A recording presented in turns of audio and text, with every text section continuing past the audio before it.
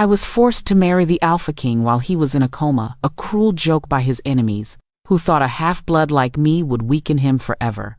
But when my desperate kiss woke him from his silver poisoning, neither of us was prepared for the mate bond that flared to life, or the ancient prophecy it would fulfill. What would you sacrifice to protect someone who sees the strength in your deepest vulnerabilities? The whispers follow me everywhere in this small wolf-shifter village. Half-blood, human-tainted, weak link. I've learned to live with the sideways looks, the talks that stop when I enter a room. My tiny cottage sits at the very edge of packlands, close enough to do my healer duties, but far enough that my scent won't dirty the pure-blooded. At least the forest takes me in without judgment, sharing its secrets of healing plants and roots. Tonight is the Blood Moon Festival, the one night I must show my face among my so-called people. I stand in the shadows, watching them dance around the big fire, their moves smooth and wild in ways mine will never be. My weak half-human body can't fully change like theirs. I'm stuck in this odd in-between state, not fully wolf and not fully human. I feel the cool night air on my skin as the drums beat faster. The smell of roasting meat makes my stomach growl, but I know better than to join the feast. Last time I tried, the food was pulled away before I could take a bite. Sorry, they had said with fake smiles. This is for pack members only. As if I wasn't born here. As if my mother hadn't been one of their best hunters before she fell in love with my father. My father, the human herbalist who taught me everything I know about healing plants. The reason I'm shunned by my mother's people. He died protecting her when the pack turned on them both. She followed him soon after, leaving me alone at 10 years old. I wrap my worn shawl tighter around my shoulders as the night grows colder. The moon hangs full and heavy above us, bathed in a reddish glow that happens only once a year. The blood moon makes wolves stronger, wilder. Even my weak wolf blood stirs tonight, making my skin itch and my senses sharper. I notice things I usually miss. The slight tremor in the pack alpha's hands as he leads the ritual dance. The way his mate watches the younger females with narrow eyes. The scent of sickness poorly hidden beneath heavy perfume from the beta's daughter, secrets. This pack is full of them, and as the outsider, I see what they think is well hidden. Shouldn't you be mixing potions in your little hut, half-breed? The voice belongs to Kara, the alpha's daughter. She stands too close, making sure I can smell her pure wolf blood. 3 of her friends snicker behind her. I was just leaving, I say, keeping my eyes down. Fighting back only makes it worse. I learned that lesson years ago, with the scars to prove it. Good. No one wants you here anyway. Kara flicks her long hair over her shoulder. We only let you stay because my father feels sorry for you. And because sometimes your little plant tricks are useful when real medicine doesn't work. Her words sting even though I've heard them all before. I step back, ready to slip away into the comfort of the dark forest. When a hush falls over the clearing, heads turn, backs straighten, visitors, strangers. In a small pack like ours, far from the main territories, visitors are rare. These aren't just any wolves, though. Even I can sense the power rolling off them in waves. 5 tall figures enter the clearing, dressed in fine clothes that mark them as city wolves, not forest dwellers like us. 4 of them form a square around the 5th guards, protecting their leader. The crowd parts for them like water around stones. Alpha Brent, says the one in the center, his deep voice carrying across the now silent clearing. We thank you for your welcome. Our pack alpha hurries forward, bowing his head slightly. King Gray, this is an unexpected honor. King? My heart beats faster. Not just visitors then, but royalty. I shrink further into the shadows, suddenly aware of my patched dress and tangled hair. Wolves like these would see me as less than dirt. While Alpha Brent fawns over the royal visitors, offering food and drink, I study them from my hiding place.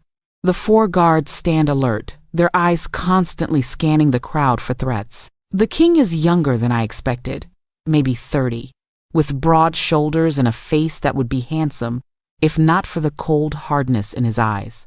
Something about him seems off, though. I narrow my eyes, using the small bit of wolf sight I do have. There's a slight stiffness to his movements, a barely there scent of pain beneath his expensive cologne.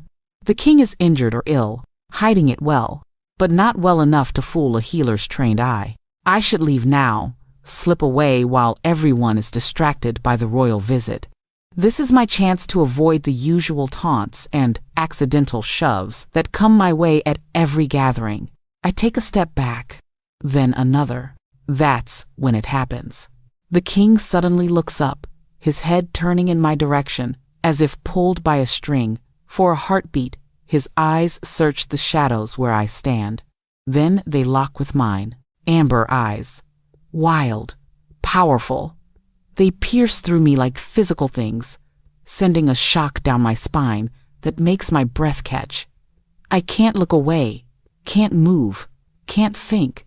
The world narrows to just those eyes and the strange pull I feel toward them. In that endless moment, it's like he sees me, really sees me. Not the half-blood, not the outcast, but something else I can't name. A howl breaks the spell, the start of the moon ceremony. I blink, and the strange connection shatters. Fear rushes in to replace it. What was I thinking, meeting the gaze of a wolf king? If he realized what I am, I turn and flee into the darkness of the forest, not caring that branches catch at my clothes and hair. My heart pounds so hard I can feel it in my throat. Behind me, the sounds of the festival fade as I run deeper into my true sanctuary. The forest welcomes me home, wrapping me in familiar scents of moss and earth.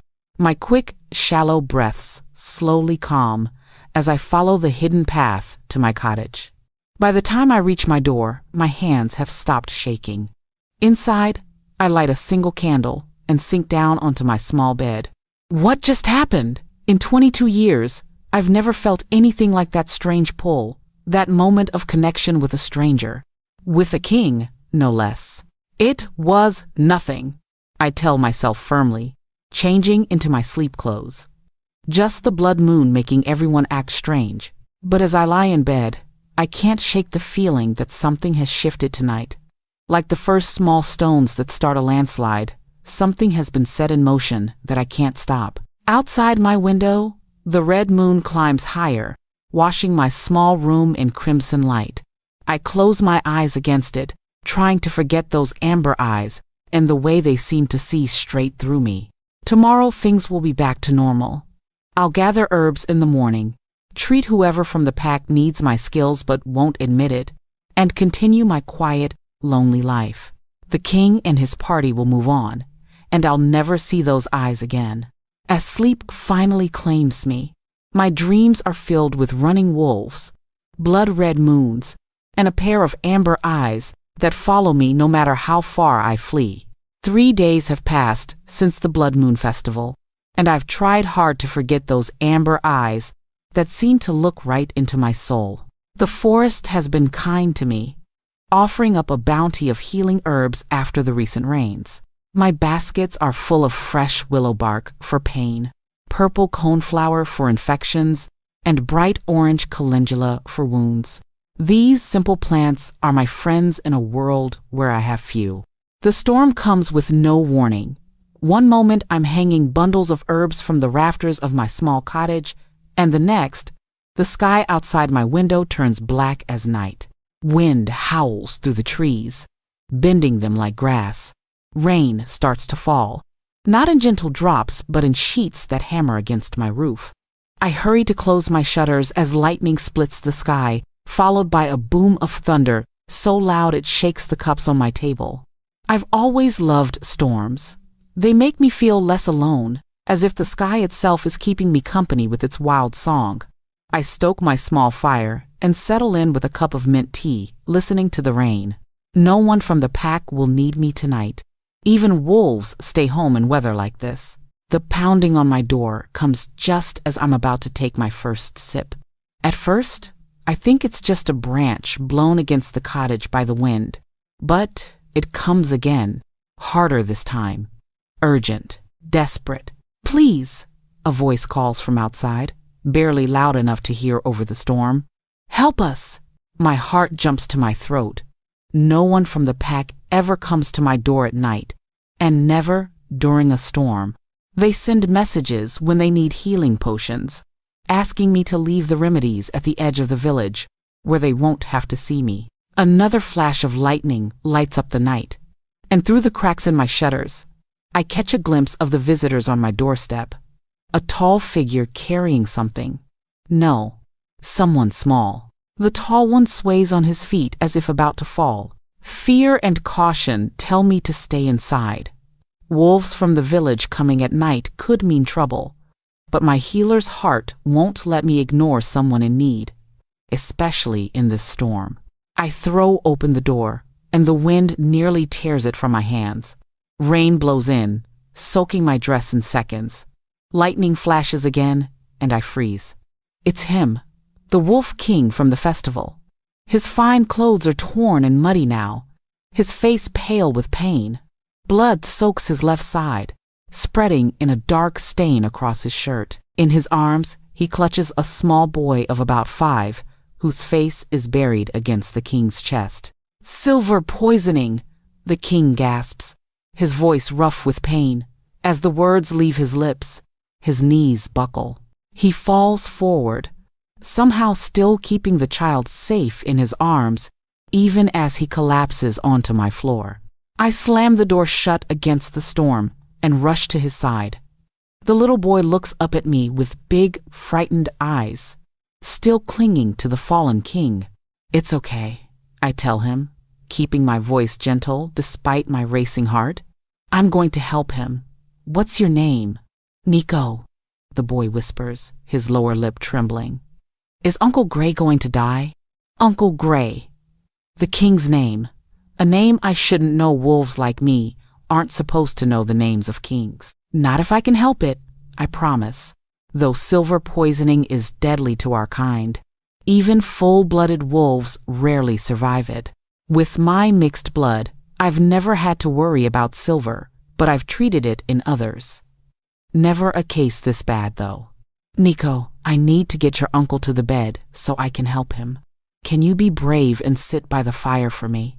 The boy nods, his eyes still wide with fear, but he lets go of the King of Gray and does as I ask. I turn my attention to the fallen wolf. Even injured and unconscious, he radiates power. His breathing is shallow, his skin burning with fever. The wound on his side glistens with an unnatural silver light, the telltale sign of silver poisoning. He's far too heavy for me to lift. "Gray," I say, forgetting to use his title in my urgency. "I need you to wake up. Just for a moment. I can't move you alone." His eyelids flutter.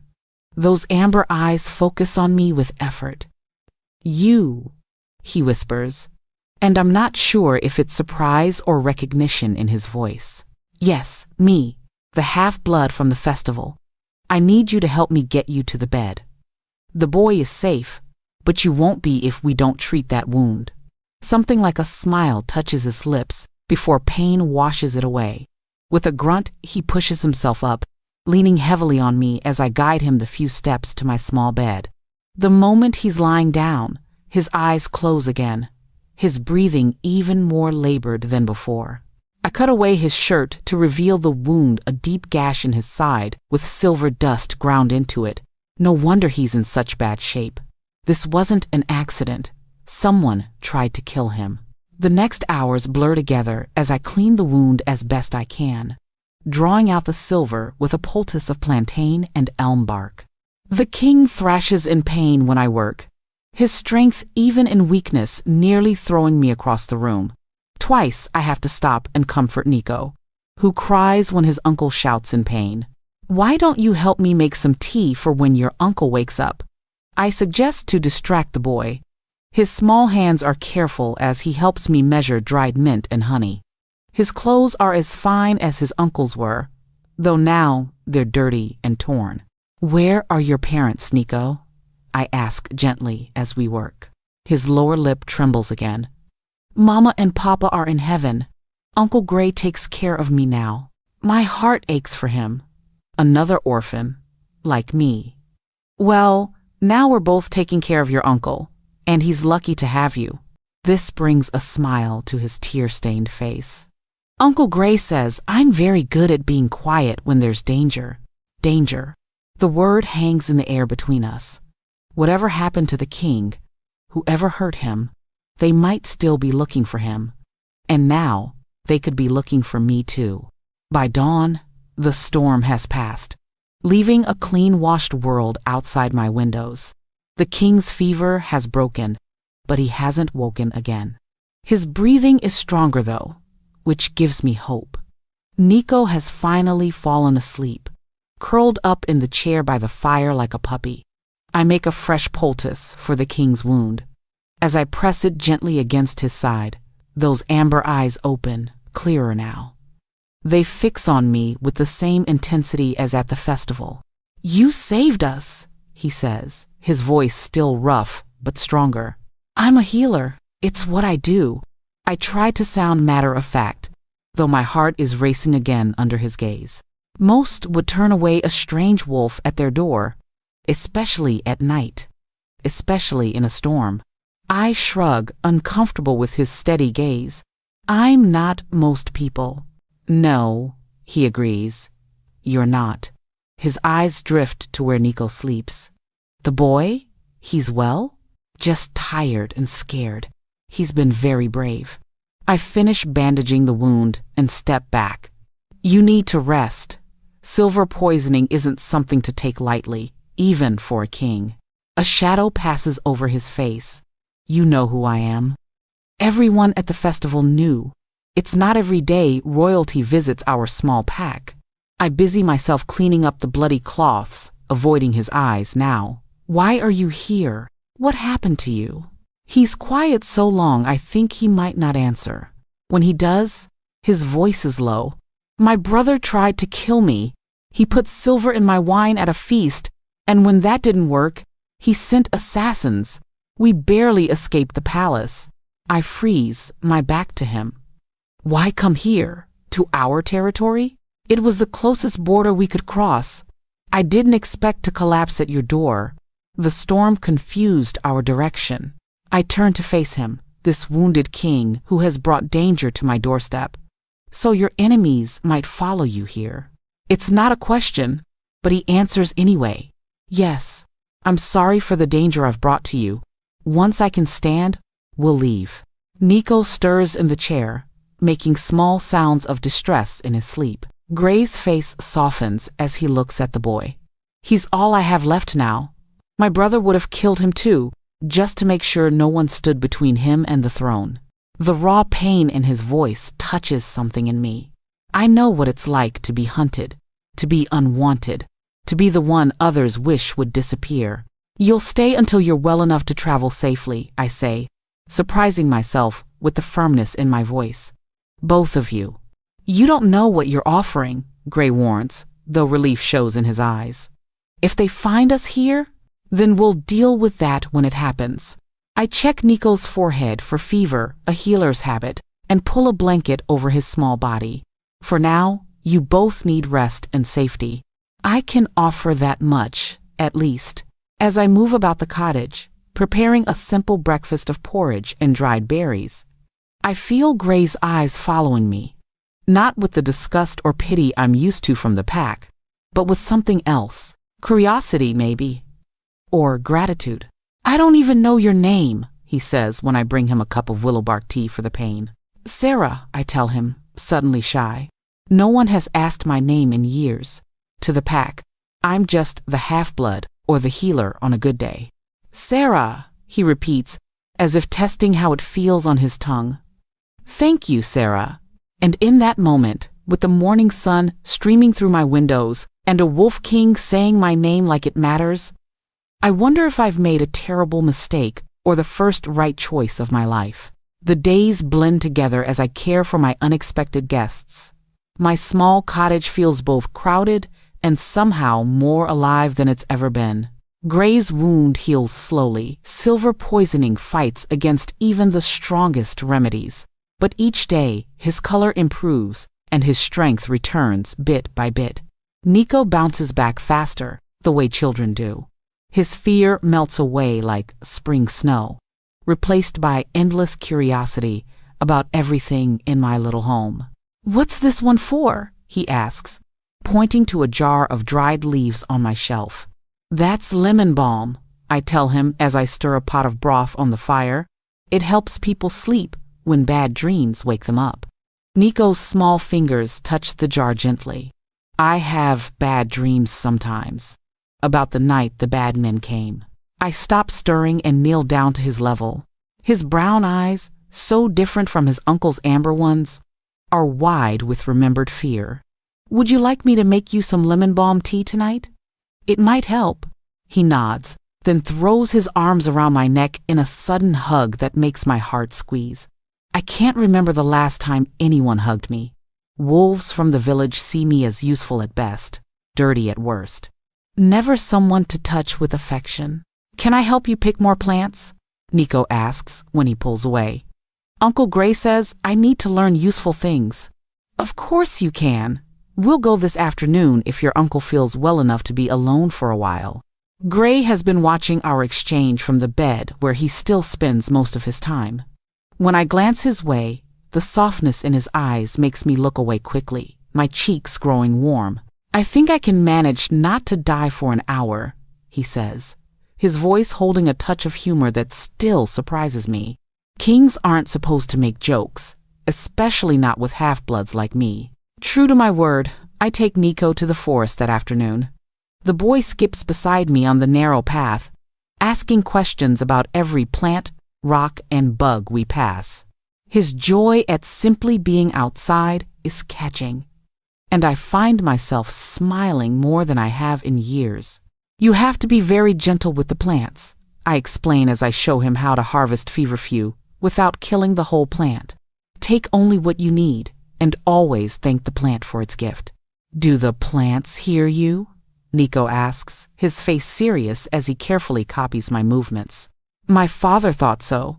He was human, but he knew more about plants than anyone I've ever met." Nico's eyes grow wide. "You're half human? Like in the stories?" My hands freeze in the act of cutting a stem. "What stories?" "Uncle Gray tells me stories sometimes about how, long ago, humans and wolves lived together in peace. Some even fell in love and had children who were special because they had gifts from both worlds." He tilts his head to the side. "Is that why you know how to fix people when they're hurt? Because you have gifts from both worlds?" Out of the mouths of babes, this child sees me not as less, but as more because of my mixed blood. I blink back sudden tears. Yes, I think that might be why. We return to the cottage with our baskets full of fresh plants. Gray is sitting up in a chair by the fire, looking stronger than he has since he arrived. His eyes brighten when Nico runs to him, showing off the plants he helped gather. "And Sarah says I can help make the medicines too," the boy exclaims. "She says I have good hands for the work." Gray ruffles the child's hair with obvious affection. "Is that so? Well then, you better pay close attention. It's not every day someone gets to learn from a master healer." His words catch me off guard, and I nearly drop the basket I'm setting on the table. Master healer? No one has ever spoken of my skills that way. To the village wolves, I'm barely tolerated. My remedies used only when they have no other choice. That night, after Nico falls asleep with the help of lemon balm tea, Gray and I sit by the fire. The flames cast dancing shadows on the walls of my small home, making it feel like we're in a world apart from everything outside. "He adores you," Gray says quietly, nodding toward the sleeping child. "He's a sweet boy, smart too." I focus on grinding dried herbs with my mortar and pestle, avoiding Gray's intense gaze. He said, you tell him stories about humans and wolves living in peace, about mixed children having special gifts. Gray is quiet for a moment. Does that surprise you? Yes. I set down my tools and finally meet his eyes. Most wolves, especially royal ones, would never speak of such things. Mixed blood is seen as a weakness, a stain, not a gift. Most wolves are fools, he says, echoing words he said before. They've forgotten the old ways, the old truths. Before the great wars, before the separation of our kinds, the strongest packs were those that embraced both wolf and human strengths. His words stir something deep inside me, a longing to believe that I'm not wrong, not less, not a mistake of nature. The village wolves don't see it that way. This village is small, isolated, set in old ways that no longer serve us. He leans forward, wincing slightly as the movement pulls at his healing wound. The world is changing, Sarah. The old barriers between wolves and humans are breaking down.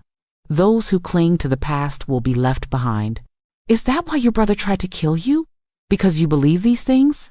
Pain flashes across his face, not physical this time, but deeper. My brother wanted power, nothing more. But yes, some in my court fear the changes I want to bring. They believe mixing with humans will weaken us. Won't it? The question slips out before I can stop it. Look at yourself, Sarah. You survived alone in a world that tried to break you. You learned skills few pure wolves could master. You took in strangers who brought danger to your door, and you healed what should have been a fatal wound. His voice drops lower. Does any of that seem weak to you? His words touch places inside me that have been cold and dark for so long. Places where a small voice always whispered that maybe, just maybe, I wasn't the broken thing everyone said I was. Why are you being kind to me? I ask, hating how my voice shakes. You're a king. I'm nobody. Gray's laugh is soft but not mocking. You're far from nobody, Sarah. And kindness isn't something only owed to those of high rank. It's something every living being deserves. He pauses. Besides, it's easy to be kind to someone who saved your life and took in your nephew when she had every reason not to. We talk long into the night. I tell him about growing up alone, about learning my father's healing ways while trying to understand my mother's wolf legacy. He tells me about being the seventh son of the previous king, never expected to rule, raised to be a soldier until his brothers started dying in what everyone called accidents. I never wanted the throne, he admits as the fire burns low. But when I realized my brother was behind the deaths, I knew I couldn't let him rule. He would have destroyed everything good in our kingdom. And now he's tried to destroy you, but failed, thanks to you. Gray's eyes hold mine, warm in the firelight. Perhaps the moon goddess guided us to your door that night. The way he looks at me makes my heart race in a way I don't understand. No one has ever looked at me like I matter, like I'm something precious rather than shameful. I don't know what to do with the feelings it stirs. So I stand abruptly. You should rest. The poultice needs changing before you sleep. He submits to my healer's hands without comment, but I feel his eyes on me as I work. The wound looks better, the angry red fading, the silver gleam nearly gone. My fingers brush against his skin as I apply the fresh poultice, and I try to ignore the way my pulse jumps at the contact. You have healing in your touch, Gray says softly. Not just from your remedies, but from something deeper, something in your nature. I secure the bandage and step back, needing distance from the intensity between us. It's just herbs and knowledge, nothing special. We both know that's not true. He catches my hand before I can move away. His touch is gentle but sure, his skin warm against mine. Thank you, Sarah. Not just for healing me, but for seeing me. Not the king, not the alpha, just me. I don't know how to answer. No one has ever thanked me for seeing them before. No one has ever thought I could see past their surface to what lies beneath. But with Gray, it's as if a veil has been lifted. I do see him, the strength and the doubt, the power and the gentleness, the leader and the man. You see me too, I whisper, voicing the thought before I can think better of it. No one's ever really seen me before. His fingers tighten slightly around mine. Then we've both been given a rare gift, haven't we? In the quiet of my small cottage, with a sleeping child's soft breaths and the crackling fire, the only sounds, something shifts between us. Something I can't name but feel in every part of me. Like the first green shoots breaking through winter soil, fragile but determined to reach for the light. I pull my hand away gently, not ready for whatever is growing in this moment. Sleep well, Gray. Tomorrow we'll see if you're strong enough to try walking outside. He nods, respecting my retreat. Good night, Sarah. As I bank the fire for the night and settle into my makeshift bed on the floor, I can't stop my mind from spinning with new thoughts, new possibilities. For the first time in my life, I've shared parts of myself I've always kept hidden. For the first time, someone has listened without judgment. And for the first time, I wonder if my life could be more than just survival.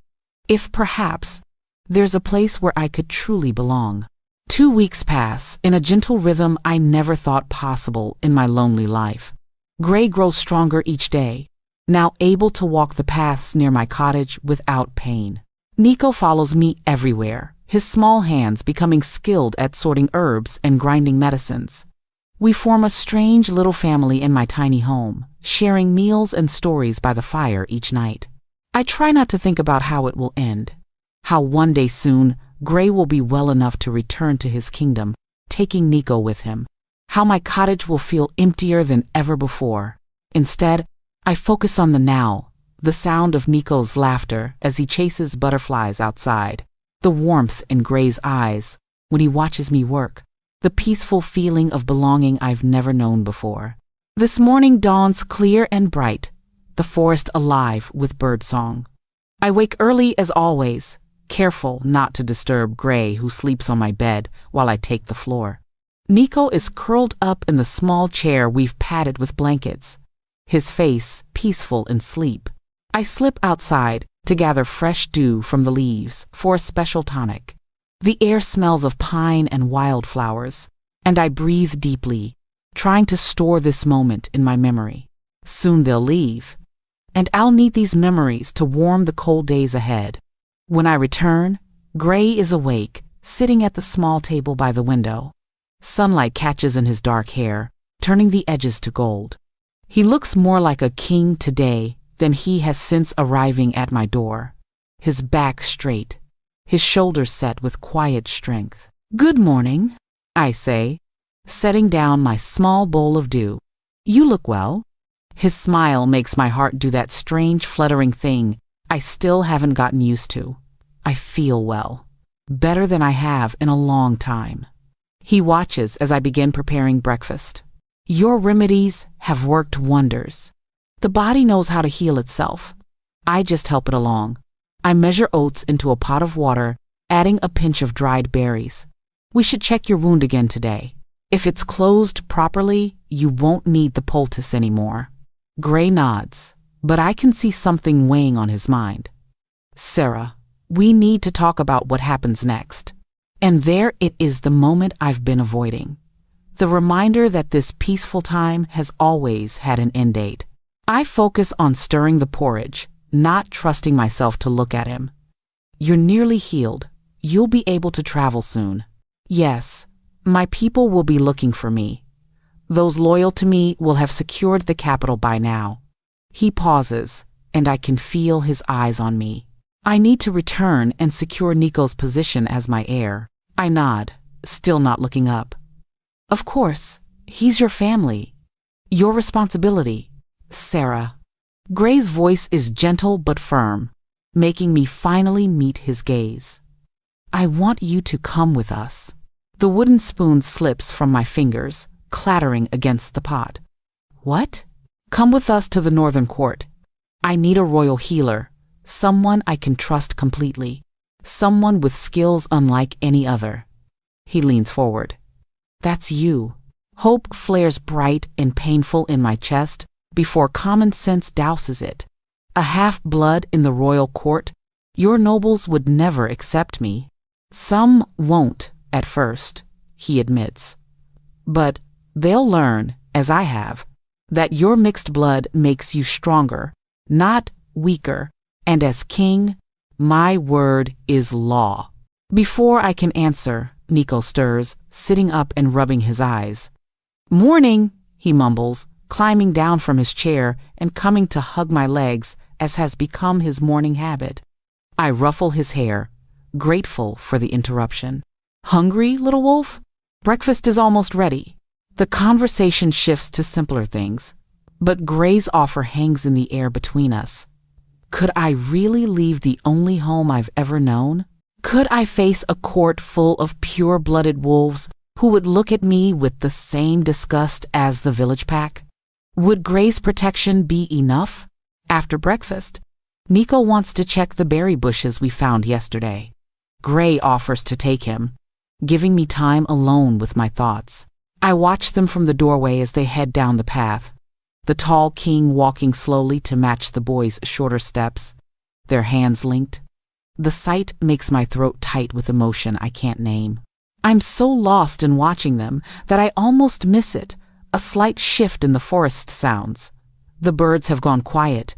The ever-present rustle of small creatures in the underbrush has stopped. Something is wrong. Years of living alone in these woods have taught me to trust these signs. I step back inside and quickly grab my small knife, the only weapon I own. Then I move to the window, scanning the tree line. At first, I see nothing. Then a shadow moves where no shadow should be. Another follows, and another. Wolves. At least 6 of them, moving with the stealth of hunters, not the openness of friendly visitors. My blood freezes. They're heading for the path where Gray and Nico just disappeared. I don't think. I run.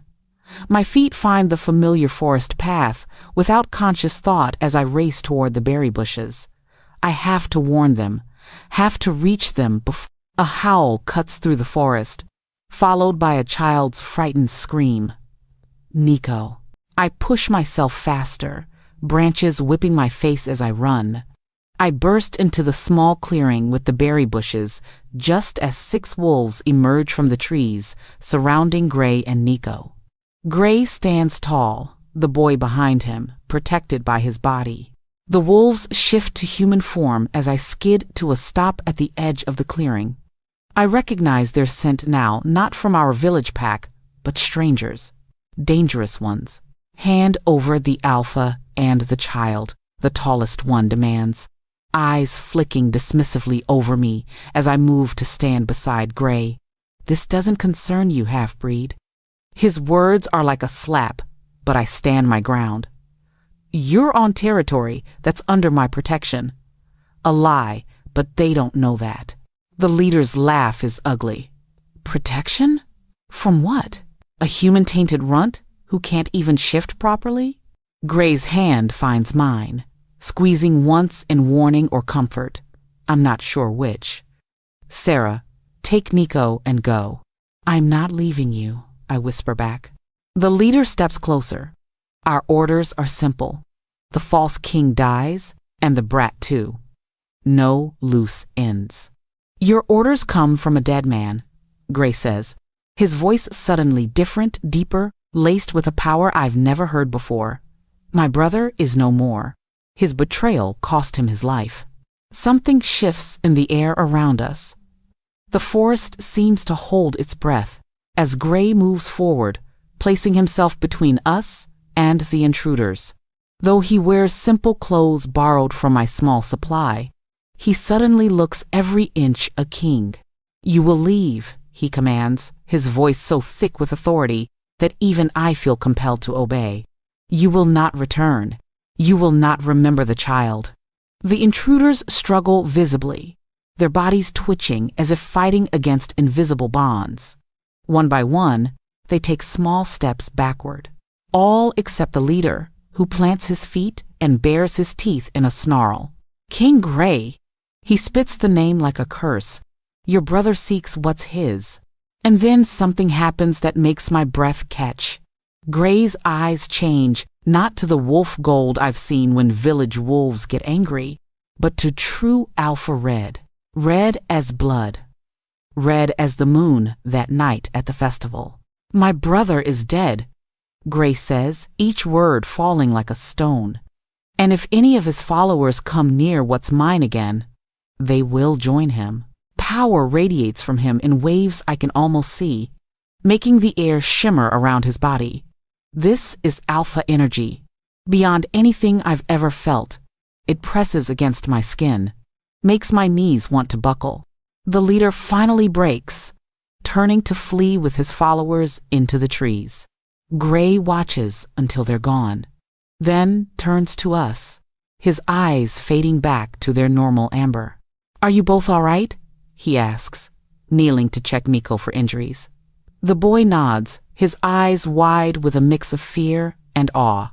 Uncle Gray, your eyes were red, like in the stories about the first kings. Gray smooths the boy's hair.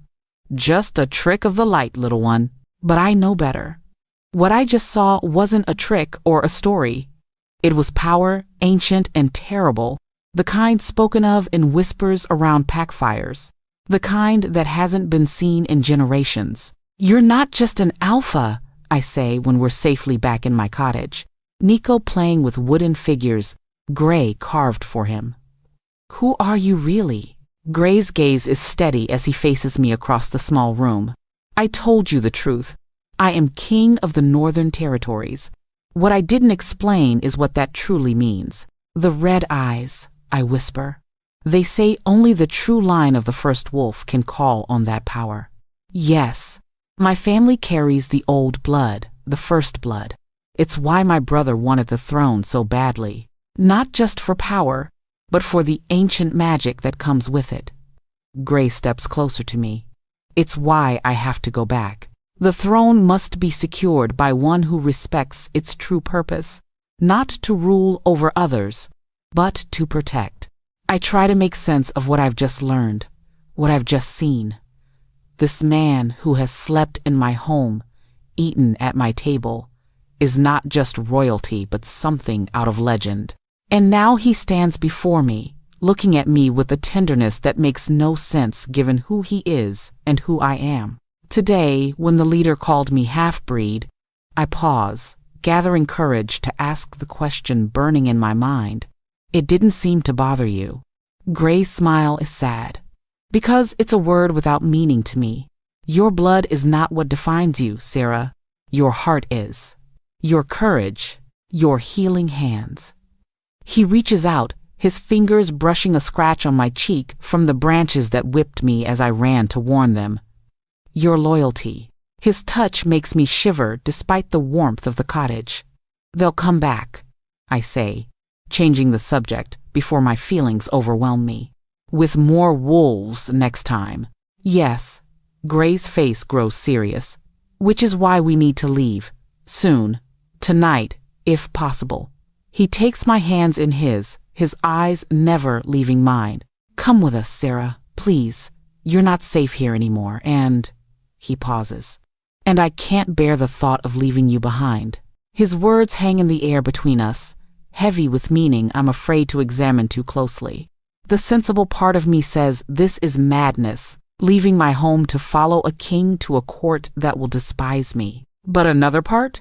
A part that has been silent for too long, whispers that maybe, just maybe, there's a place for me at his side. I'll come, I hear myself say, but not as your royal healer. His eyebrows lift in surprise. No. I'll come as myself, a healer who happens to be half human. I won't hide what I am, not even to make your nobles comfortable. Gray's smile lights his whole face.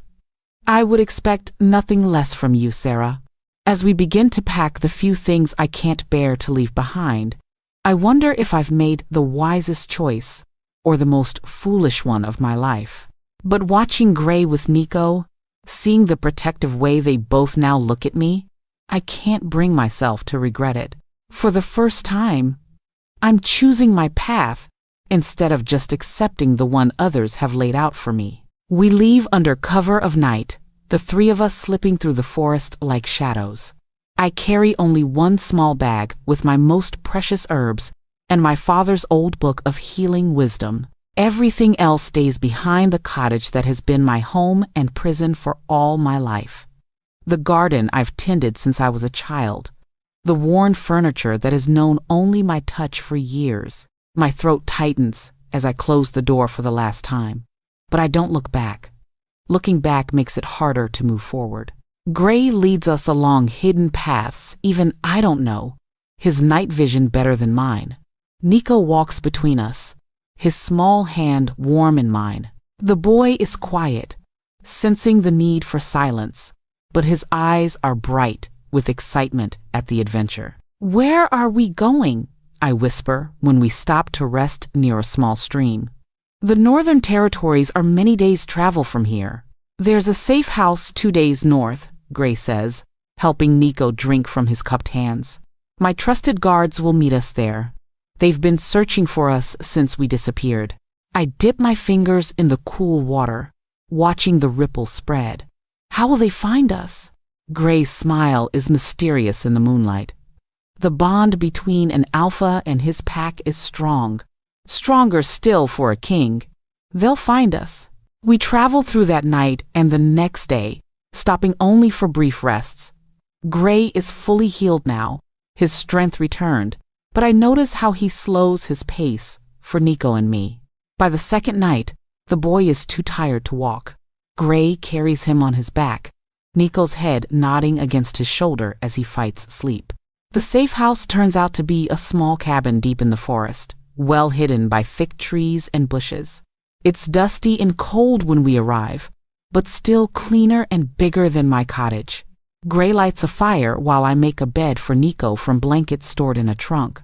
The boy falls asleep as soon as his head touches the makeshift pillow. "He's strong," Gray says, watching the child's peaceful face. "Stronger than he should have to be at his age." "Like his uncle," I say softly. Gray looks up at me, the firelight dancing across his face. "Like you, Sarah." We sit by the fire, sharing a simple meal of dried meat and berries from our packs. The closeness we found in my cottage hasn't faded, but something new has grown between us too, a tension, a waiting feeling, like the forest before a storm breaks.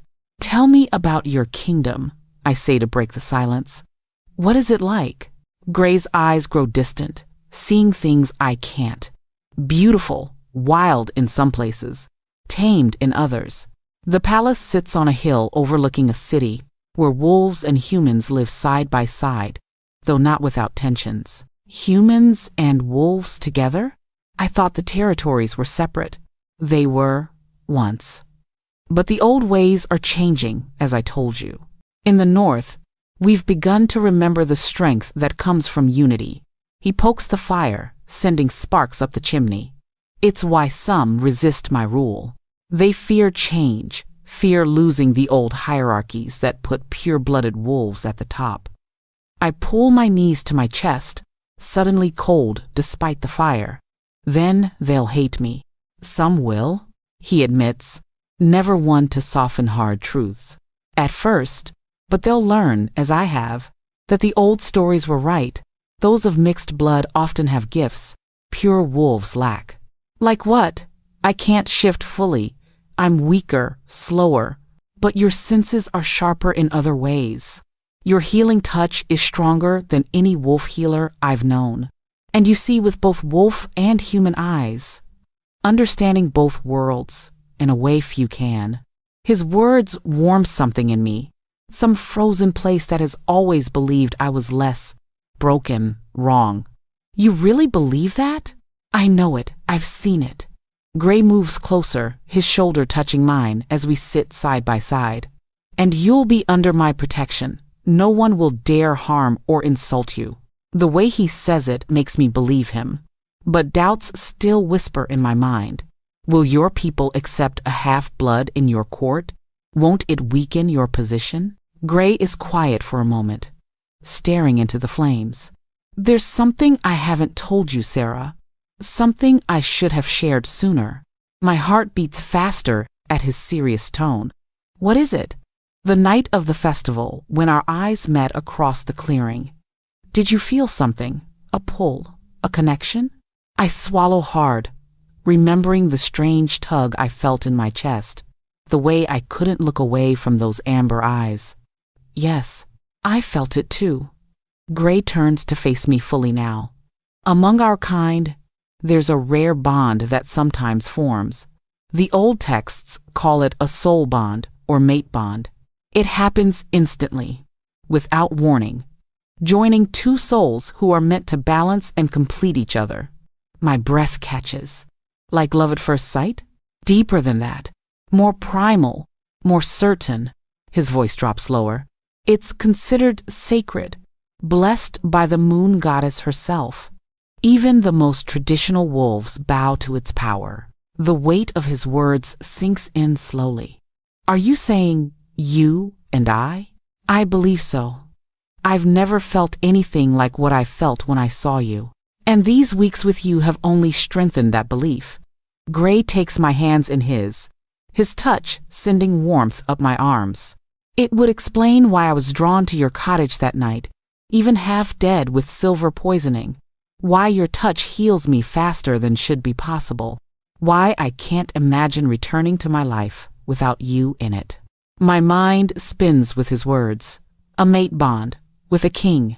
It seems impossible, yet something deep inside me recognizes the truth of it, has known it since that first night. If it's true, I say carefully, if we are bonded this way, what does it mean for us? Traditionally, it means we would be paired for life, equals in all things. Gray's thumb traces circles on my palm. But I would never force such a bond on you, Sarah. I want you to come to the Northern Court as yourself, first a healer, a woman of value in your own right. Whatever grows between us should do so freely, not because of some ancient wolf magic. His consideration touches me deeply. Any other alpha, especially a king, would simply claim what wolf law says is his by right. But Gray offers me choice, respect, freedom. Thank you, I whisper, for telling me, for giving me time. He lifts my hand and presses a gentle kiss to my knuckles. The touch of his lips sends a shock through me like summer lightning. We have time. First, we get safely to the capital. Then we decide what comes next. That night, I sleep fitfully on a pallet near Nico's, my dreams full of running wolves and red-eyed kings. I wake at dawn to find Gray gone and Nico still sleeping peacefully. Panic rises in my throat until I hear voices outside, low, respectful, but urgent. I slip to the window and peer out. Gray stands in the clearing, surrounded by 5 wolves in human form. Their clothes are fine, their postures military palace guards, I guess. Gray's back is straight, his shoulders set. Even in borrowed clothes, he looks every inch a king as he gives orders I can't quite hear. One of the guards glances toward the cabin, and I duck away from the window, heart pounding. What will they think of me? Will they smell my mixed blood and look at me with the same disgust as the village wolves? I busy myself waking Nico and helping him wash his face with water from a bucket by the door. The boy is excited to learn the guards have arrived, peppering me with questions about when we'll leave for the palace, if I'll have my own room there, if I can still teach him about plants. His easy acceptance of me as part of this new life makes my throat tight with emotion. To him, I'm just Sarah, not a half-blood or an outcast, just someone who cares for him, who belongs with them. The door opens, and Gray enters with one of the guards, a tall woman with short blonde hair and watchful eyes. She scans the cabin quickly, her gaze lingering on me for a moment before shifting to Nico. "My young prince," she says, dropping to one knee before the boy. "We have been searching for you. The whole kingdom has been worried." Nico runs to her, happy to see a familiar face. Captain Mira! Sarah saved Uncle Gray when he was hurt. She makes the best honey cakes and knows all about plants. The guard, Captain Mira, looks up at me again, her expression now curious rather than wary. Then we owe you a great debt, healer. Gray moves to my side, close enough that our arms brush. Captain Mira is my most trusted guard and friend, he tells me. She'll help us get safely to the capital. Mira stands, her posture formal. The horses are ready, Your Majesty. We should leave immediately. The roads are clear for now, but we can't be certain they'll stay that way. Gray nods. Give us a moment to gather our things. When the captain steps outside, Gray turns to me, his face serious. This is happening faster than I planned. We'll be traveling hard for several days to reach the capital. If you've changed your mind. I haven't, I interrupt. I made my choice. I'm coming with you. Relief softens his features. Thank you. He hesitates, then adds, things will be different once we reach the palace. I'll have duties, responsibilities. We may not have as much time together as we've had here. The thought makes my heart sink, though I knew it was coming. Of course, a king can't spend his days talking by the fire with a simple healer. Of course, the easy closeness we've found can't last in the formal setting of a royal court. I understand, I say, trying to keep the disappointment from my voice. You have a kingdom to run. I'll find my place as your healer. Gray's hand catches mine, squeezing gently. You'll always have a place at my side, Sarah. Always. No matter what duties call me away. I promise you that. I want to believe him. I want to trust that the connection between us is strong enough to survive the pressures of court life, the prejudices of noble wolves, the demands of a kingdom. But as we pack our few belongings and step outside to where the guards wait with horses, doubt creeps in like morning mist. Gray immediately becomes someone different, still kind, still himself, but more formal, more distant. The guards address him with deep respect, never meeting his eyes directly. They look at me with barely concealed curiosity, though none show the disgust I feared. Nico is lifted onto a horse with one of the guards, while Gray helps me mount another. As we prepare to leave, he holds my gaze for a long moment. Trust me, he says quietly, just for my ears. Whatever happens, trust that I meant every word I've said to you. Then he swings onto his own horse, and the king fully replaces the man I've come to know. His back straightens, his voice takes on that tone of command that makes everyone listen. To the capital, he orders, and just like that, we're moving. Away from my old life, toward a new one I can barely imagine. Away from the safety of my forest, toward a palace full of strangers. Away from the quiet man who sat by my fire, toward the king who rules a nation. I don't look back. Looking back makes it harder to move forward.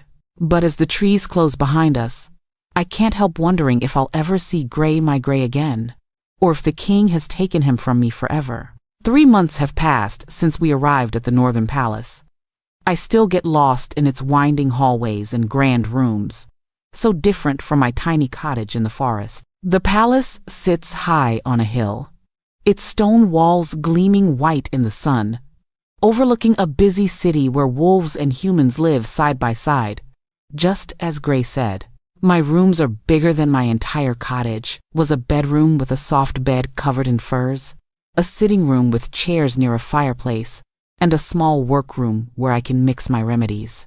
The windows look out over the palace gardens, full of healing plants I've never seen before. It's more luxury than I ever dreamed of having. Yet something is missing.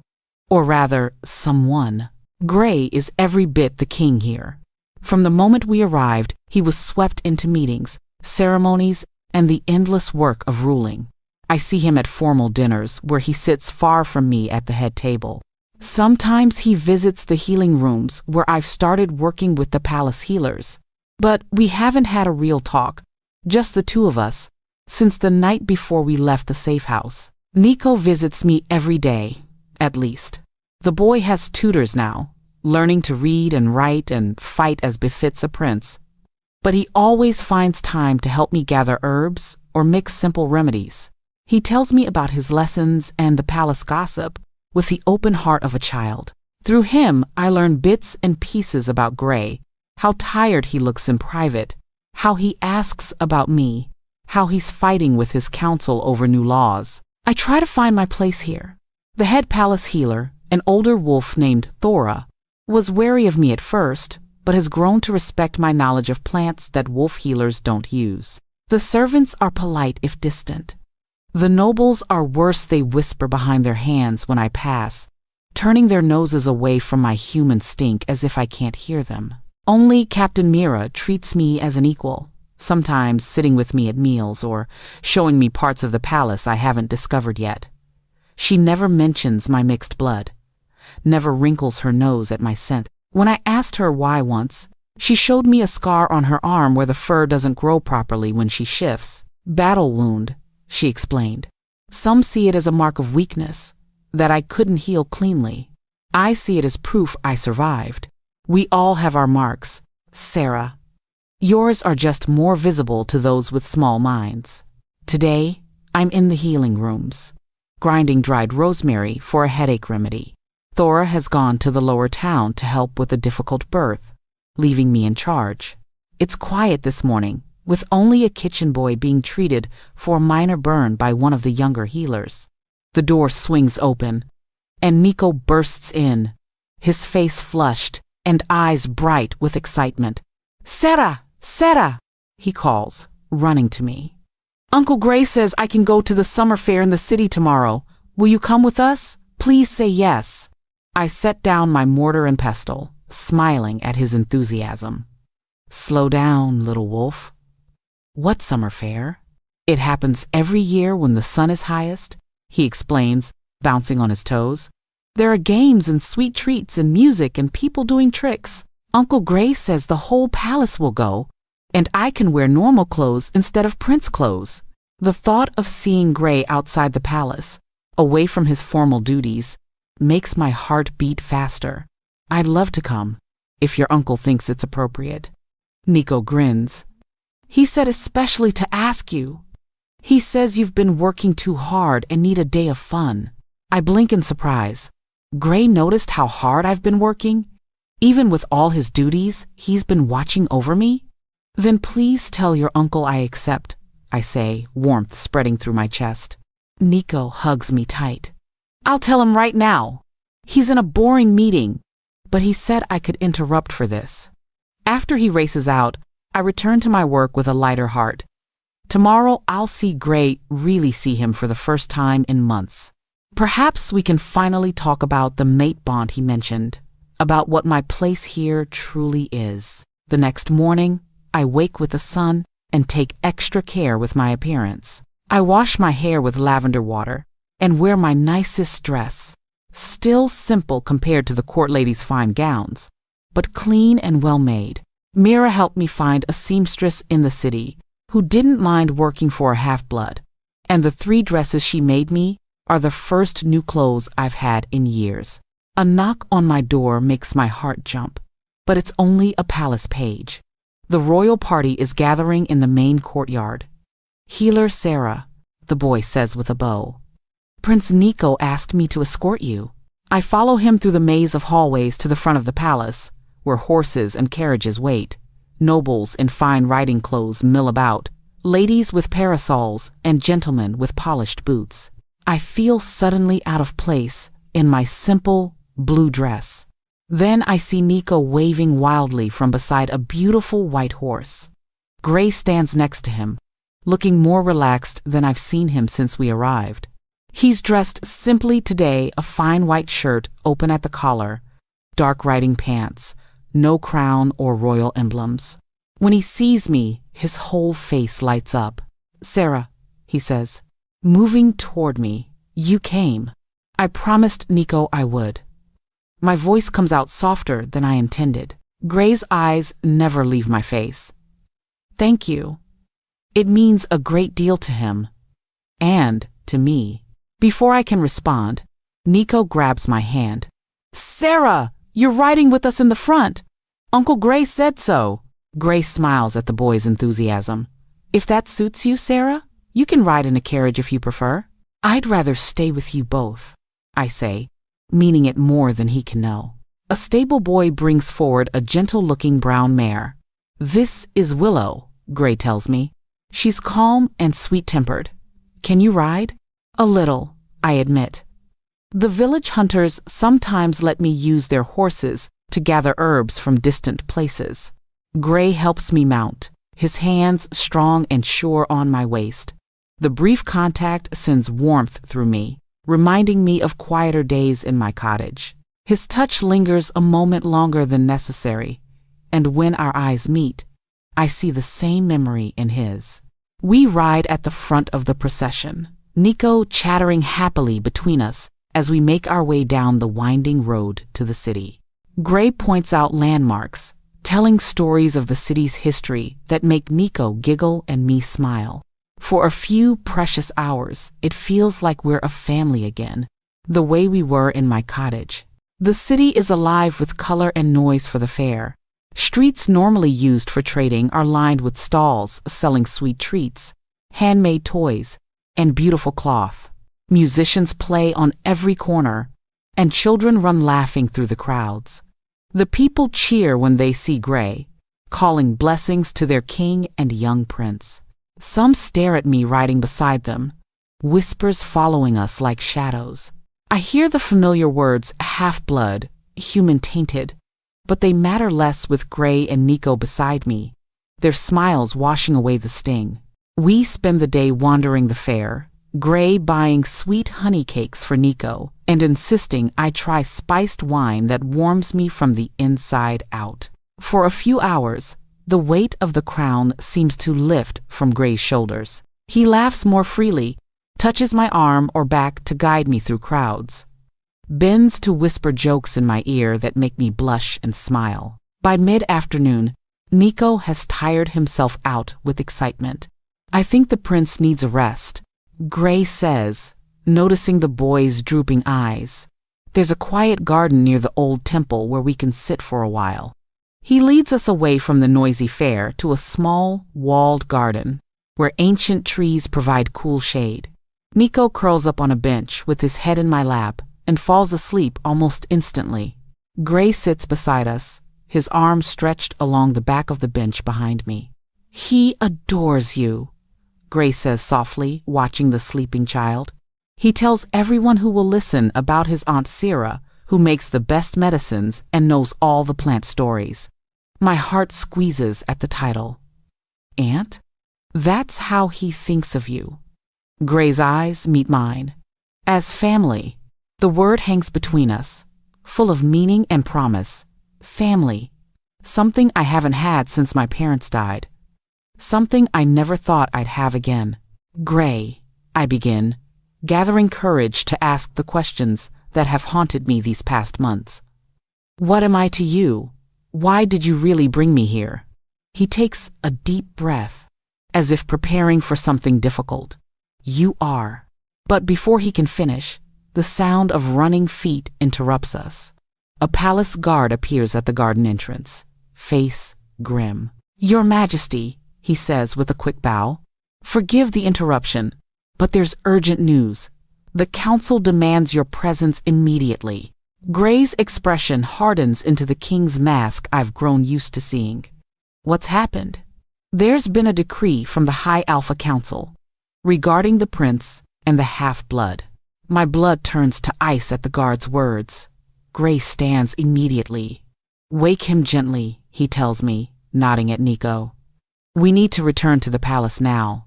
The happy day shatters around us like broken glass. Gray helps me rouse Nico, who whines sleepily until he sees the serious faces of the adults. The boy goes quiet then, sensing trouble the way children do. The ride back to the palace is tense and silent. Guards surround us closely, hands on weapons, eyes scanning the crowds that no longer seem festive but threatening.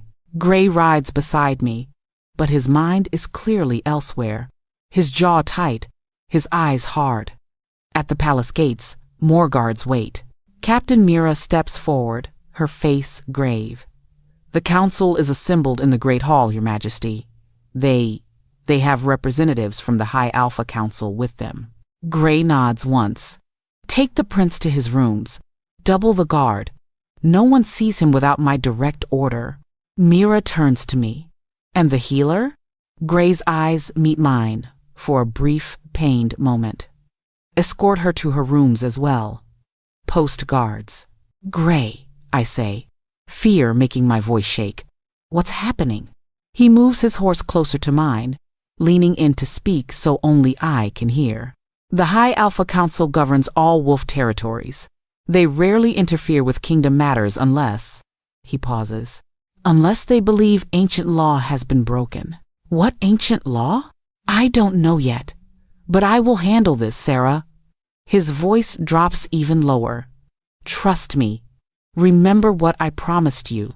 Then he straightens. Once more, every inch the king. Captain, see it done. I will deal with the council. Mira leads me to my rooms, her face grim but kind. Try not to worry, she says as she posts guards outside my door. King Gray is cleverer than they are. What do they want with me? With Nico? I ask, fear making my hands shake. Mira hesitates. There are traditions about royal heirs, about who can raise them, who can have influence over them. She squeezes my arm gently. Stay here. I'll come when I know more. Hours pass. I pace my rooms like a caged animal, jumping at every sound in the hallway. As night falls, I stand at my window watching torches light around the palace grounds. More guards than usual patrolling the walls. Finally, as the moon rises, my door opens. Mira enters, her face unreadable. The council has made a decision, she says. The High Alphas have decreed that Prince Nico should be sent to the sacred mountains to be raised by the elder wolves there until he comes of age. They say a half-blood living in the palace, with access to the air, goes against ancient law. My legs give way, and I sink onto the nearest chair.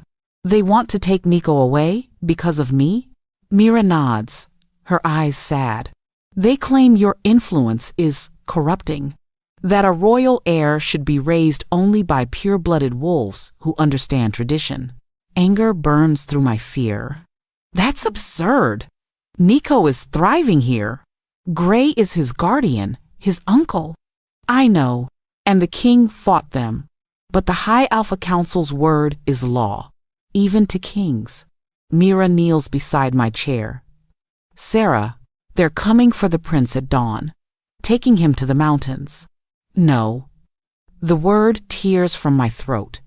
No, they can't take him. He's just a child. He needs you, Mira finishes. I know. The king knows. She looks over her shoulder at the closed door, then leans closer. Which is why I'm here. Not just to tell you, but to help you. Help me how? The king asked me to give you a choice. Mira's voice drops to a whisper. You can stay safely here, protected by his decree. Or you can take the prince and run. I stare at her, not understanding. Run? You mean take Nico from the palace? Go against the High Alpha Council? It's treason, she admits. For me to help, for you to take him. But the king believes the boy needs you more than he needs those old wolves in the mountains. Mira's eyes hold mine. He's asking you to become the boy's guardian in truth, to hide with him until the king can change the old laws. It could be months. It could be years.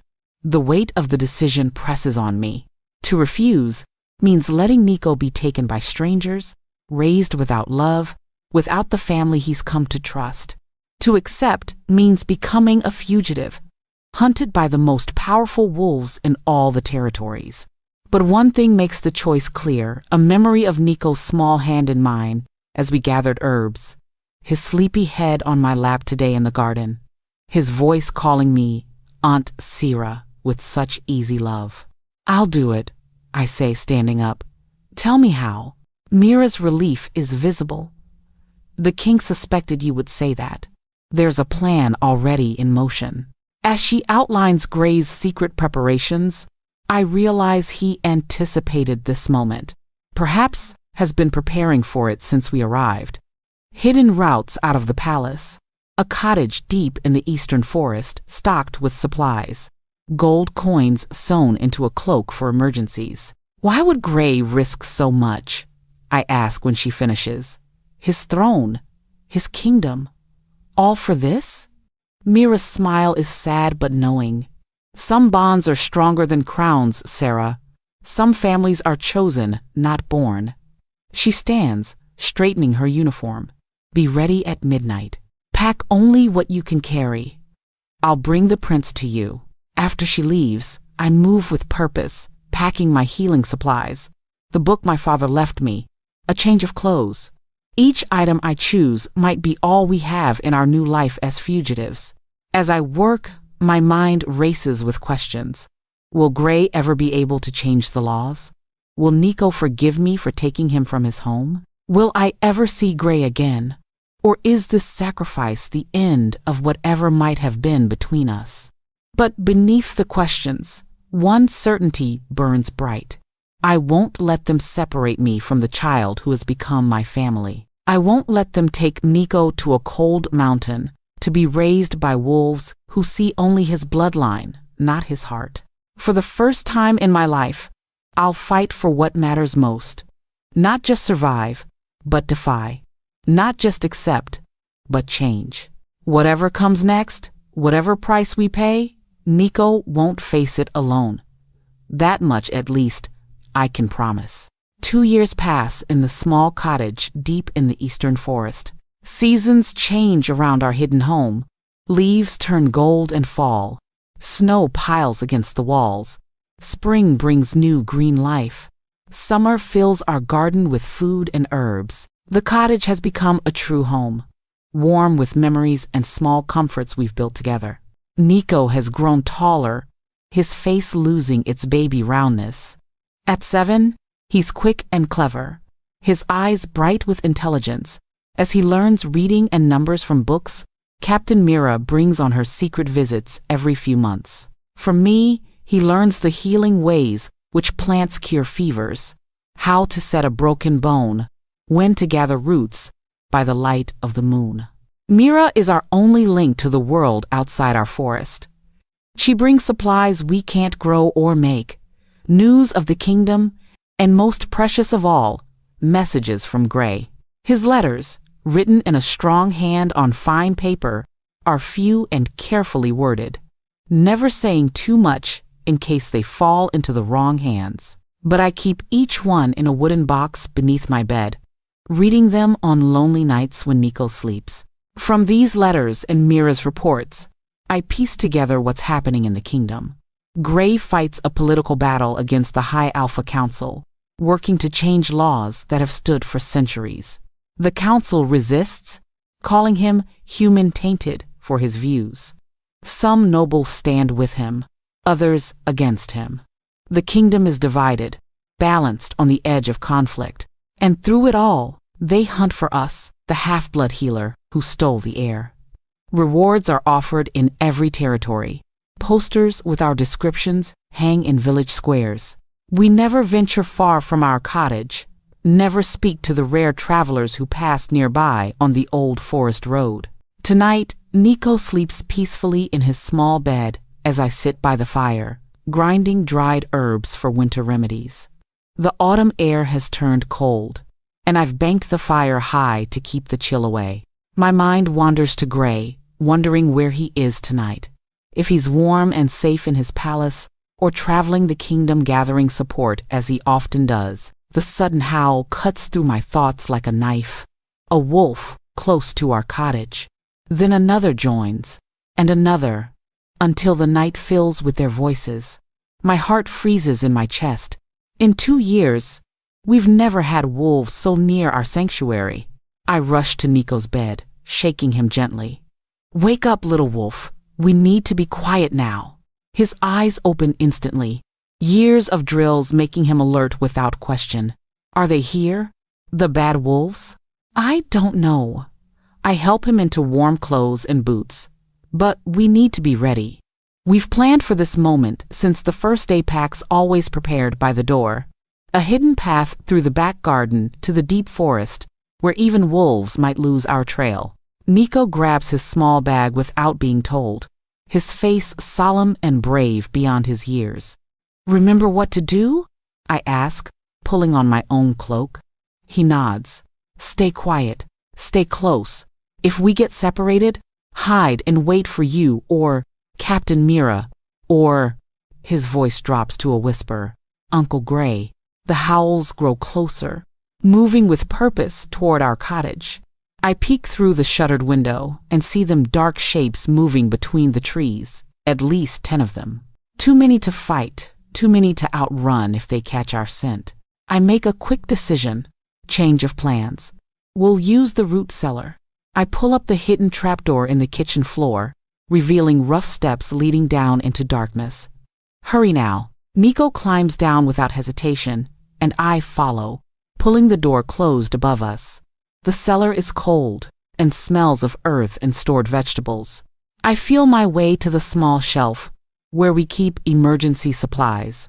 A lantern, flint for striking light, blankets for warmth. Once the lantern glows softly, I see Nico's face, pale but determined. Will they find us here? He whispers. The door is hidden under the rug, and I've put strong herbs around the cottage that mask scents. I pull him close, wrapping a blanket around us both. We just need to wait quietly. Above us, the sound of breaking wood splinters the night. They've forced the door. Heavy footsteps move across the floor over our heads. Voices growl commands. They're searching the cottage, tearing it apart from the sound of crashing furniture and breaking glass. Nico presses closer to me, trembling but silent. I stroke his hair, trying to calm him, while my own heart pounds so loud, I fear they'll hear it through the floor. The search continues for what feels like hours, but might only be minutes. Then a voice rises above the others, cold and commanding. They were here, recently. Find their trail. Footsteps move toward the door, and for a moment I think we're safe. Then a new voice speaks, closer to our hiding place. Wait. Something's not right. The floor. My breath catches. I pull Nico behind me, facing the trap door, my small knife clutched in my hand. It won't do much against wolves, but I'll fight with everything I have before I let them take him. The trapdoor flies open, lantern light mixing with the colder light from above. A figure stands silhouetted against the kitchen.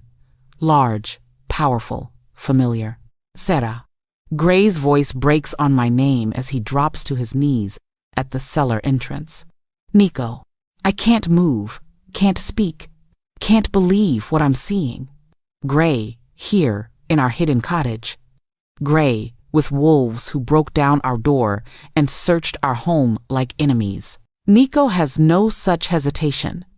He flings himself forward with a cry of joy. Uncle Gray, you found us! Gray catches the boy in a fierce hug, his eyes never leaving mine over Nico's shoulder. Yes, little one, I found you at last. I find my voice, though it comes out hoarse with fear and confusion. What's happening? Why are you here with... I gesture to the wolves, still moving around our cottage. Them. Gray sets Nico down gently. They're my loyal guards, Sarah, not the council's men. We've come to take you home. Home. The word echoes strangely in my ears after 2 years of hiding. I don't understand. The council is no longer in power. Gray's face is thinner than I remember. New lines etched around his eyes and mouth. But his eyes still burn with that same intensity. There have been changes. Many changes.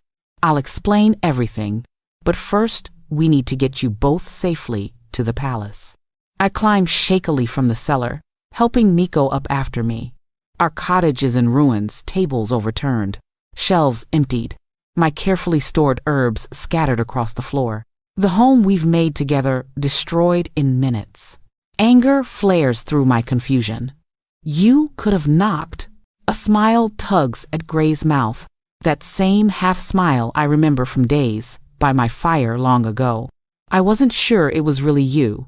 We followed false trails for months. And if it was you? He glances at the knife still clutched in my hand. I wasn't sure of my welcome. Captain Mira appears in the doorway, her familiar face a relief among the strange guards. The perimeter is secure, Your Majesty, but we should move quickly. The forest isn't safe at night, even for us. Gray nods. Prepare to ride. As the guards file out, he turns back to me. Will you come with us, Sarah? You and Nico? Will you trust me one more time? I look around at our ruined home, then down at Nico's hopeful face. Do we have a choice? Always. Gray's voice softens. You've always had a choice with me. That hasn't changed. Something in his tone makes me look closer, really see him for the first time since he appeared. Behind the stronger jaw and new hardness in his features, he's still Gray, the wounded wolf who collapsed at my door, the man who sat by my fire and saw me as no one else ever had. We'll come, I decide, reaching for Nico's hand. But I want answers, Gray. Real answers this time. His relief is visible. You'll have them, I promise. Outside, the night is alive with movement as guards prepare horses. Nico bounces with excitement at the sight of the royal mounts with their fine saddles. Gray lifts him onto a horse with one of the guards, then turns to help me mount another. His hands at my waist bring back a flood of memories, the day of the fair, the quiet moments in my forest cottage, the promises spoken and unspoken between us. When our eyes meet, I know he feels it too. This pull that has survived 2 years of separation. I never stopped looking for you, he says quietly. Not for a single day. Before I can answer, he moves to his own horse, calling orders to the guards. We form a tight group, Nico and I in the center, protected on all sides as we begin the journey through the dark forest. As we ride, Gray moves his horse beside mine. The council is gone, he says without preamble. Disbanded 3 months ago after evidence of corruption came to light. They were taking bribes from neighboring territories, selling our borderlands, weakening the kingdom from within. And the laws about Nico, about half-bloods in the palace, changed. The pride in his voice is unmistakable. It wasn't easy. I had to build alliances with other kingdoms, find evidence against council members, rally the common wolves to my cause. But it's done now. No one can take Nico from us again. Us. The word hangs between us, full of meaning I'm afraid to examine too closely. There's more, Gray continues. Things I couldn't write in letters, couldn't trust even to Mira to tell you. He glances at the guards riding ahead and behind us, then lowers his voice. My brother isn't dead, Sarah. The news hits me like a physical blow. What? But you said, I believed he was. I was wrong. Gray's jaw tightens. He's been behind the corruption in the council, working from hiding to undermine my rule and find Nico. He wants the throne still, and sees the boy as his greatest obstacle. Fear clutches at my heart. Is he hunting us now? Not anymore. Something dark and satisfied crosses Gray's face. We captured him last week. He's imprisoned in the deepest cells beneath the palace, waiting for the justice of the pack. The news should bring relief, but instead, unease crawls up my spine. Why bring us back now, if he has followers still? Because it's time. Gray's eyes hold mine, intense in the moonlight filtering through the trees. Time for Nico to take his rightful place as heir. Time for the kingdom to see that the old ways are changing, he pauses. Time for us to stop living half-lives apart. My breath catches at the naked longing in his voice. Gray, I know I have no right to ask anything of you after what you've sacrificed. His words come quickly now, as if he's afraid I'll stop him. You gave up everything to protect Nico. Your home, your freedom, your safety. I've asked more of you than anyone should ask, and I have no right to want more. But, Sarah, he takes a deep breath, I need you, not just as Nico's guardian or as a healer, but as my partner, my equal, A sharp whistle from the front of our group cuts him off. Captain Mira signals for silence, her hand going to her sword. The horses stop, ears pricked forward, sensing danger. Gray's body tenses, his senses clearly picking up something mine can't. He moves his horse in front of mine, shielding me and signaling the guards to tighten formation around Nico. What is it? I whisper. Wolves. His voice is barely audible. Not ours. Stay close. The attack comes without warning, dark shapes lunging from the trees, with snarls that tear the night air. Our guards meet them with drawn swords and fierce growls of their own. The clash of metal and snap of teeth surrounds us as Gray pushes me and Nico deeper into the protective circle of his men. My brother's followers, he says grimly, drawing his own sword. They must have been watching the cottage, waiting. Fear grips me, but not for myself. For Nico, whose small face has gone white with terror. For Gray, who places himself between us and the attacking wolves without hesitation. The fight swirls around us, chaotic and brutal. I hold Nico close, my back pressed against a tree where Gray has positioned us, his body a shield before us. He moves with lethal grace, his sword flashing in the moonlight as he defends against wolves who dart in and out of the shadows. Then I see it, a darker shadow detaching from the trees behind Gray, moving silently toward his unprotected back. Without thinking, I shove Nico behind the tree and lunge forward, shouting a warning. Gray turns, but too slowly. The attacking wolf is on him, knocking him to the ground. I see teeth flash toward Gray's throat, see his sword arm pinned. Something breaks loose inside me, some power I've never felt before, born of terror and love and desperate need. I throw myself forward, my small knife clutched in my hand, and bury it to the hilt in the attacker's side. The wolf howls in pain, releasing Gray to turn on me. Eyes like burning coals, fix on mine red eyes, alpha eyes, but twisted with hate and madness. Gray's never held. The half-blood bitch, the wolf snarls, voice distorted between human and wolf form. The one who corrupted my brother and stole my throne. Gray's brother. The one who should be locked in the palace dungeons. Horror washes through me as I stumble backward, unarmed now, facing a monster who wants me dead. Before he can strike, Gray is there, throwing himself between us with a roar that shakes the forest. His eyes blaze red, his body seeming to grow larger as power rolls off him in waves I can almost see. She is mine, Gray thunders, his voice layered with alpha command, so strong it makes the very air vibrate. My chosen, my mate, touch her and die. Around us, the fighting stops as both sides respond instinctively to the alpha command in Gray's voice. Even his brother falters, taking a step back before fury overcomes instinct. Your mate? He sneers. A half-breed? You've fallen further than I thought, brother. Gray's smile is terrible to behold. I've risen, brother. While you've crawled in shadows, I've found strength you'll never know. He steps forward. Surrender now, and you'll live to see tomorrow. Fight, and I'll finish what should have ended years ago. Instead of answering, his brother lunges not at Gray, but at me. Gray moves faster than I thought possible, meeting him in mid-air. They crash to the ground. No longer men but massive wolves, one silver gray, one darker than night. The fight is brutal and swift. Teeth flash, blood spatters the fallen leaves. The dark wolf is larger, but the silver one, Gray, moves with purpose and control, while his brother fights with blind rage.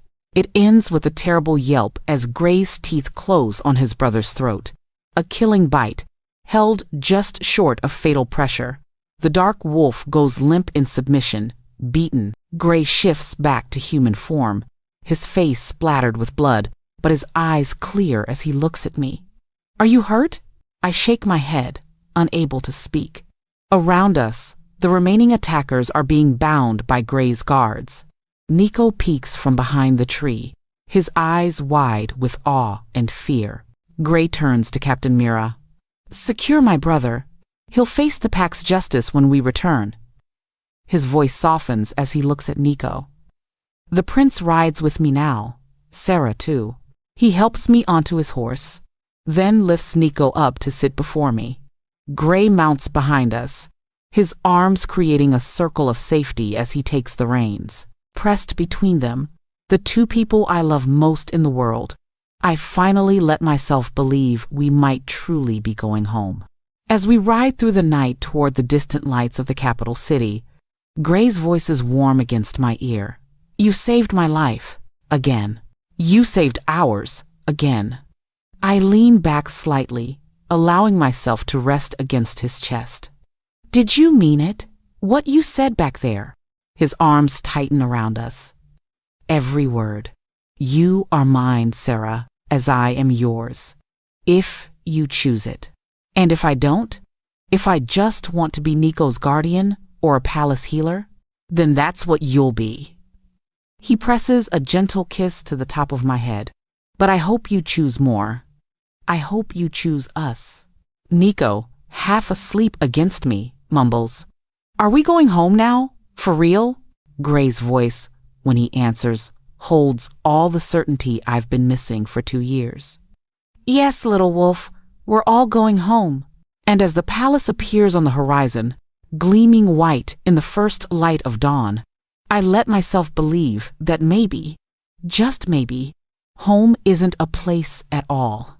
Maybe it's these arms around me, this child against my heart, this feeling of finally, truly belonging. 5 years have passed since that night in the forest when Gray found us, since the fight that ended with his brother's defeat. The seasons have turned through their cycles, marking the passage of time with snow and bloom and golden leaves. I stand now on the wide balcony of the Northern Palace, my hands resting on the smooth stone railing as I watch the city below come alive with morning light. The palace feels different now, not a place of whispers and sharp glances, but a home filled with laughter and new traditions. My rooms are gone, replaced by the royal chambers I share with Gray. My simple dresses have given way to gowns of soft fabric, though I still prefer comfort over court fashion. The nobles who once turned their noses up at my scent now bow their heads when I pass, addressing me as my queen with voices that hold respect, if not always warmth. Queen. The word still feels strange sometimes, like clothes that don't quite fit. Not because I doubt my right to stand beside Gray, those doubts faded long ago, but because the title seems too small for what I truly am. Healer, protector, mother, mate. These names mean more to me than any crown. The sound of running feet pulls me from my thoughts.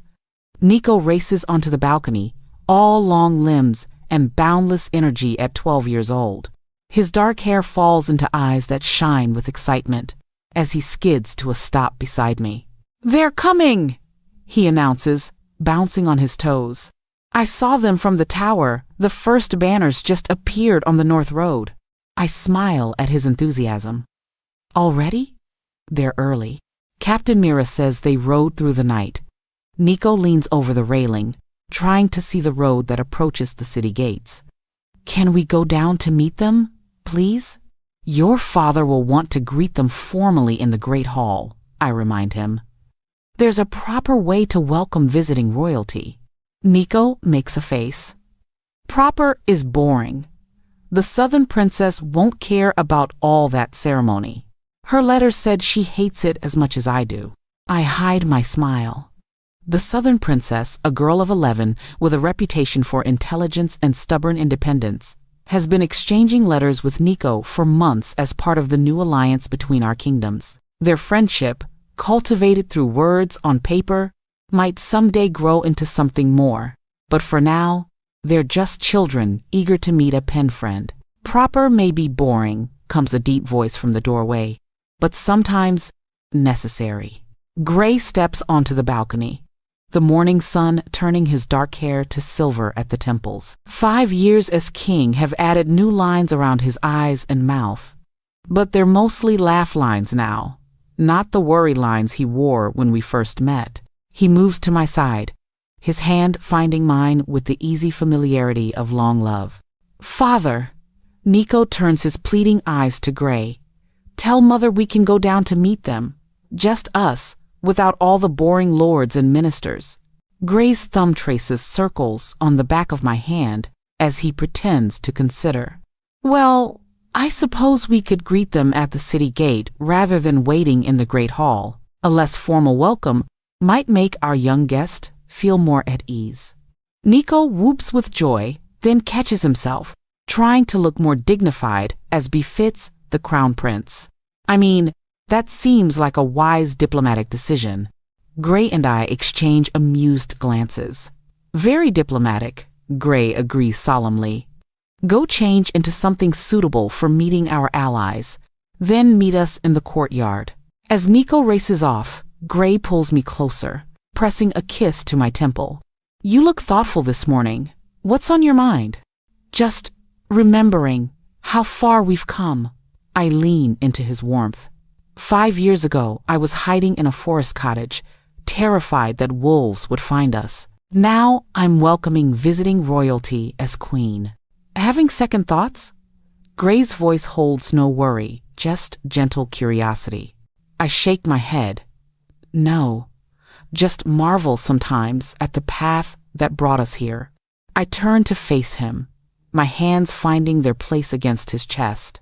Did you ever imagine, when you collapsed at my cottage door all those years ago, that we'd end up here? His smile is warm as summer sunshine. I knew from the moment I saw you across that festival clearing that my life was about to change. I just didn't know how completely. He catches a strand of my hair, tucking it behind my ear.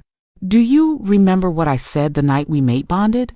You said many things that night, I remind him with a blush. The memory of our bonding night still makes my heart race the ancient ceremony in the sacred grove. Just us and the moon as witness, followed by hours in each other's arms as we sealed our bond in the most primal way. I said that your perceived weakness was your greatest strength. Gray's eyes hold mine, serious now. That your mixed blood gives you sight beyond what pure wolves can see. And you were right, though it took me a long time to believe it. A small cry from inside our chambers interrupts us. Gray smiles. Your daughter is awake. Our daughter. 2 simple words that still fill me with wonder every time I hear them. I move quickly to the cradle near our bed, where 3-month-old Luna is just beginning to fuss. Her tiny fists wave in the air as she blinks up at me, with eyes already showing hints of her father's amber. Good morning, little moon, I murmur, lifting her to my shoulder.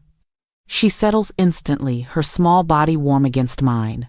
Gray joins us, his large hand gentle as he strokes Luna's dark curls. The healer said it would be impossible, he says softly. A half-blood bearing a royal child. The healers were wrong about many things. I shift Luna to my other shoulder, breathing in her sweet baby scent, just as the old council was wrong about mixed blood weakening the pack. It's true. In the 5 years since Gray changed the laws, more half-bloods have emerged from hiding, bringing new skills and perspectives to the kingdom. Some can heal like me. Others have unique abilities with plants or animals. One can even predict storms 3 days before they arrive, a gift that has saved many lives in coastal villages. We should get ready, Gray says reluctantly. The southern delegation will be at the gates soon.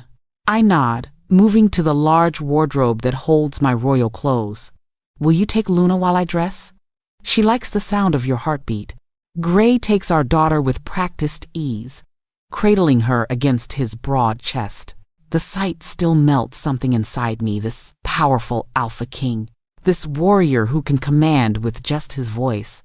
holding our tiny daughter with such tender care. She has your eyes, he says. Not for the first time. Your seeing eyes. And your stubbornness? I counter with a smile. She fights sleep like you fight council meetings.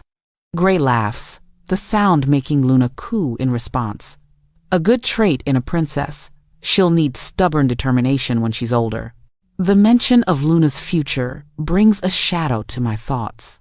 Even with the changes Gray has made, even with my position as queen, there are still those who whisper that a quarter-blood child shouldn't be in line for the throne after Nico. Old prejudices die slowly, like stubborn weeds that keep returning no matter how often you pull them. Gray sees the worry cross my face. He always sees, always knows. Don't, he says gently. Don't borrow trouble from tomorrow, Sarah. Luna will grow up in a different world than we did. Already, things are changing. I know. I select a gown of deep blue, the color of my position as both queen and royal healer. But change takes time. And we have time. Gray looks down at our daughter, then back to me. We have a lifetime to keep building this new world, one day at a time.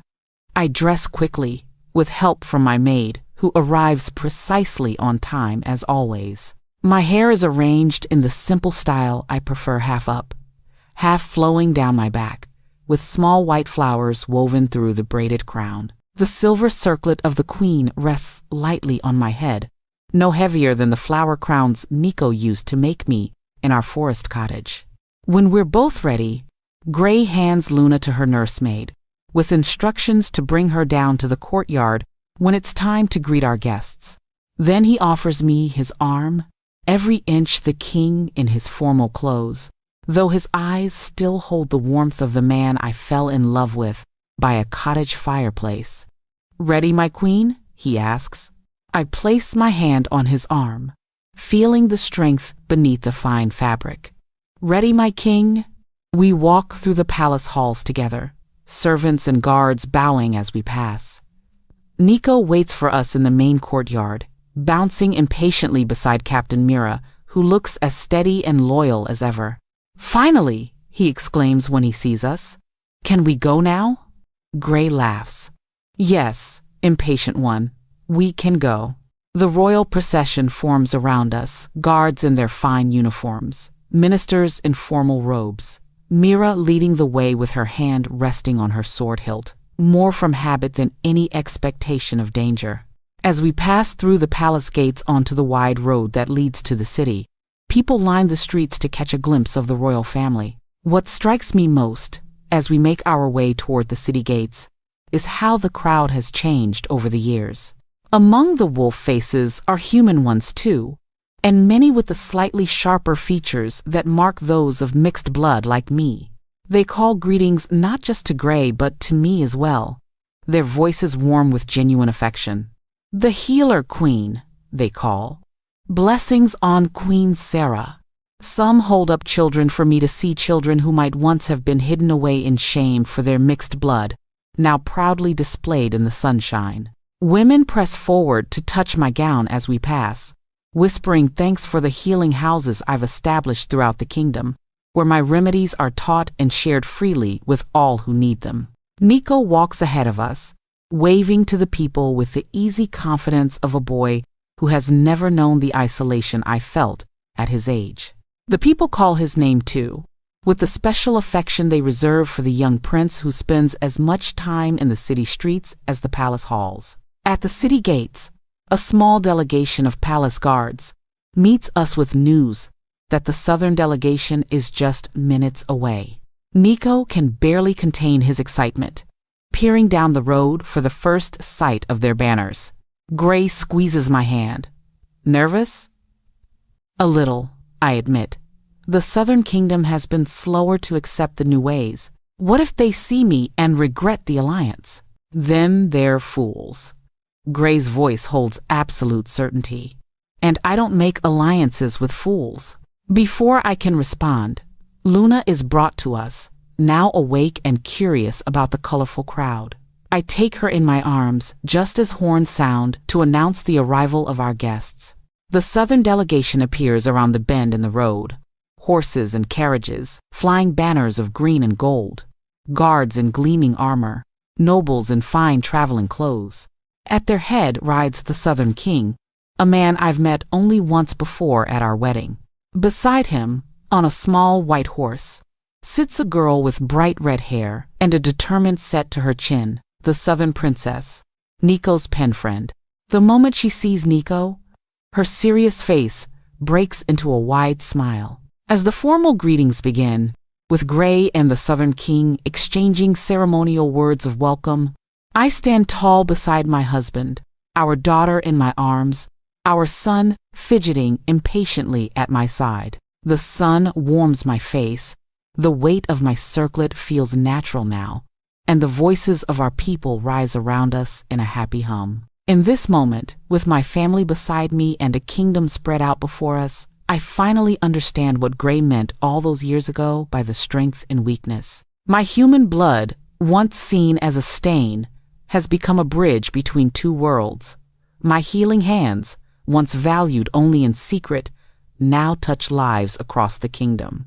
My heart, once closed to protect itself from pain, now beats strong and open, large enough to hold love for a king, for children both born and chosen, for a people who once scorned me and now call my name in blessing. I was born between worlds, never fully belonging to either. But here, in this new world we're building together, I finally found my place. Not as a half-blood or an outcast, not even as a queen, though I wear the title with pride, but as myself whole and strong and loved. Sarah, healer, mother, queen, home.